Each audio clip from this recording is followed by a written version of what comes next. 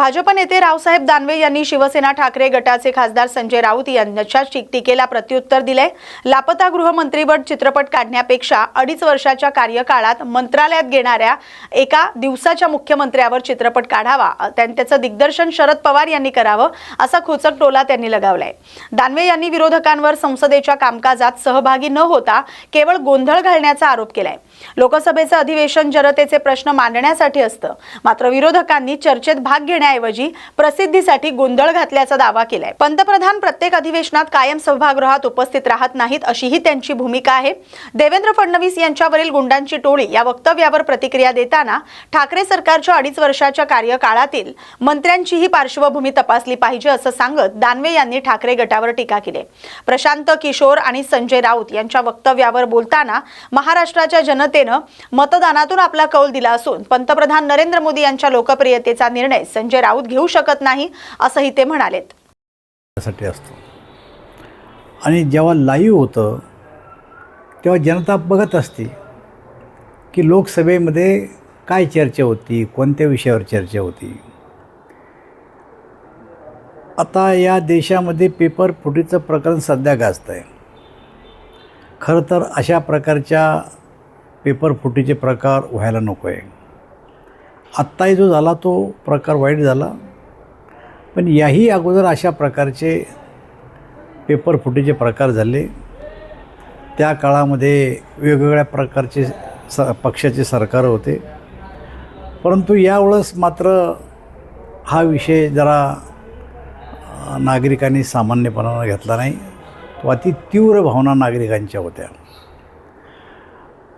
आता अशा प्रकारच्या भावना असल्यामुळं सरकारनं सुद्धा दखल घेतली, आंदोलकाशी चर्चा केली आणि त्या चर्चेच्या भावनेचा आदर करून 5 फेब्रुवारी 2024ला लोकसभेमध्ये एक बिल आणलं। पेपर फुटी संदर्भात जर फुटलाच तर त्यांना काय शिक्षा असावी, काय तरतूद केली असली पाहिजे, आणि 6 तारखेला लोकसभेमध्ये हे बिल मंजूर झालं। 9 तारखेला राज्यसभेनं मान्यता दिली आणि 12 तारखेला राष्ट्रपतीची मान्यता त्या बिलाला मिळाली। 7 दिवस जे कोणी आत्ता विरोधी पक्ष आहेत, 7 दिवसात एकही दिवस चर्चेत भाग न घेता विरोधकांनी केवळ गोंधळ घातला। माझं असं मत आहे की एक बिल आल्याच्यानंतर त्याच्यावर दोन्ही बाजूंना चर्चा झाल्या पाहिजे, आणि जेव्हा दोन्ही बाजूंना चर्चा होईल तेव्हा बिलामध्ये काही दुरुस्त्या असतील, काही दोष असतील, तर सरकार त्या दुरुस्त्या करून तो जो दोष असेल ते बाजूला करून एक चांगलं बिल तयार करण्याचा प्रयत्न करतं। पण पेपर फुटीवर बोलायचं आणि पेपर फुटीवर जर काही बिल आणून त्याच्यात काही दुरुस्त्या करायच्या असतील तर त्याच्यामध्ये 7 दिवस गोंधळ घालायचा हा विरोधकाचा दुटप्पीपणा आहे। आणि त्यामुळं त्यांना कोण्या विरोधकाशी देणं घेणं नाही, त्यांना त्या पेपरशी देणं घेणं नाही। त्यांना फक्त आम्ही लोकांच्या समोर बार बार गेलो पाहिजे, चॅनलच्या समोर आलो पाहिजे, म्हणून केवळ गोंधळ घालण्यापलीकडे यांनी काही केलेलं नाही। पण त्यांचं म्हणणं असं आहे की अमित शहांनी, मोदीजींनी सभागृहात यावं। हे बघा, प्रसंग पडला तेव्हा प्रधानमंत्री असो की अमित शहा असो, ते सभागृह येतातच। पूर्ण वेळ तर देशाचा कोणीच प्रधानमंत्री 24 घंटे जेव्हा चालेल ते, किंवा 10 घंटे 8 घंटे चालन, तर सभागृहात बसून राहत नाही। देशामध्ये अनेक घडामोडी असतात, पण जिथं कुठे ते असतील त्यांचं सर्व कामकाजावर लक्ष असतं। तुम्ही पंडित नेहरूपासून जर इतिहास तपासला तर लोकसभेमध्ये कोण किती काळ बसलं याचा जर इतिहास काढला तर सर्वात अधिक काळ हे या देशाचे प्रधानमंत्री नरेंद्रभाई मोदी बसलेले दिसतील तुम्हाला। पण राज्यसभेमध्ये 2 दिवसापूर्वी संजय राऊत आक्रमक भाषण केलं। उपमुख्यमंत्री सुनेत्रा पवार यांच्यावरील कथित आक्षेपार्ह वक्तव्याच्या निषेधार्थ राष्ट्रवादी काँग्रेस अजित पवार गट नाशिकमध्ये आक्रमक झाले। काँग्रेस प्रदेशाध्यक्ष हर्षवर्धन सपकाळ यांनी माफी मागावी या मागणीसाठी राष्ट्रवादीनं काँग्रेस कमिटी कार्यालयावर मोर्चा काढला। यावेळी काँग्रेस कार्यकर्त्यांनीही जोरदार घोषणाबाजी करत प्रतिआंदोलन करत दोन्ही पक्षांचे कार्यकर्ते आमने सामने आले, त्यामुळे परिसरात तणावाचं वातावरण निर्माण झालं। राष्ट्रवादी काँग्रेस अजित पवार गटाच्या कार्यकर्त्यांनी जिल्हाधिकारी कार्यालयापासून काँग्रेस कमिटी कार्यालयापर्यंत घोषणाबाजी करत मोर्चा काढला. उपमुख्यमंत्री सुनेत्रा पवार यांच्याबाबत केलेल्या वक्तव्याबद्दल काँग्रेस प्रदेशाध्यक्ष हर्षवर्धन सपकाळ यांनी जाहीर माफी मागावी अशी मागणी आंदोलनकर्त्यांनी केली आहे.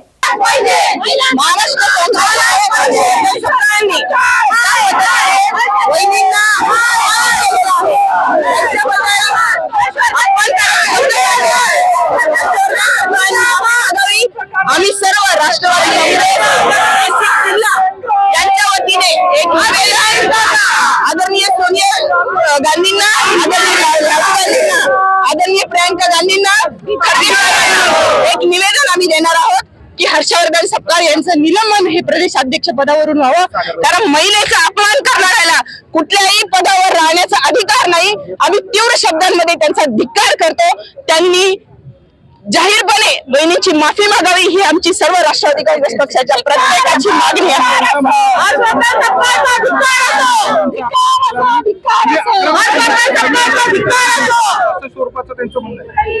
ज्या महिलेचा पती जाऊन 6 महिने झालेले आहे, कपाळाचं कुंकू, महाराष्ट्राचा एवढा मोठा नेता आज महाराष्ट्राने गमावलेला आहे. त्यांनी स्वतः वैयक्तिकरित्या पती गमावलेला आहे. त्या महिलेकडून आपण अपेक्षा काय करतात? आक्रमकपणे अजून वेळ येईल ना, त्या जेव्हा तलवार हातात दुर्गेसारखी घेतील ना, तेव्हा हे काँग्रेसवाले एकही त्यांच्यासमोर टिकणार नाही याची आम्हाला पूर्ण खात्री आहे. पण आज कोणावर जर दुःखाची वेळ आहे, या पद्धतीने हे हिनवलं गेलेलं आहे. त्यांच्या सुसंस्कृत पवार घराण्याची ती सून आहे सुनेत्रा वहिनी, त्यांच्यामध्ये संस्कार हे कुठून कुठून भरलेले आहेत. त्याच्यामुळे शांत आणि संयमी स्वभावाचा कोणी गैरफायदा घेऊन त्यांच्याबद्दल या ठिकाणी आंदोलन करण्यात आलेलं आहे. त्यांना पोलिसांनी पण परवानगी द्यायला नव्हती पाहिजे. असं एक दुसऱ्याच्या घरावर, दुसऱ्याच्या कार्यालयावर जाण्याची परवानगी पोलिसांनी दिली, याचा सुद्धा आम्ही निषेध करतो. आम्ही उद्या जर म्हटलं आम्हाला एखाद्याच्या घरात जायचं, पोलीस परवानगी देणार आहे का? ही जी चाललेली आहे ना सत्तेची माग आणि चुकीच्या पद्धतीने कारभार, हा थांबवला गेला पाहिजे. आमच्या नेत्यांनी कुठेच त्यांच्या नेत्याचा अवमान केलेला नाहीये. आमच्या नेत्यांनी एवढं सांगितलं की त्यांच्यामध्ये दुर्गेचं रूप आलं पाहिजे, त्यांनी जनतेची सेवा केली पाहिजे.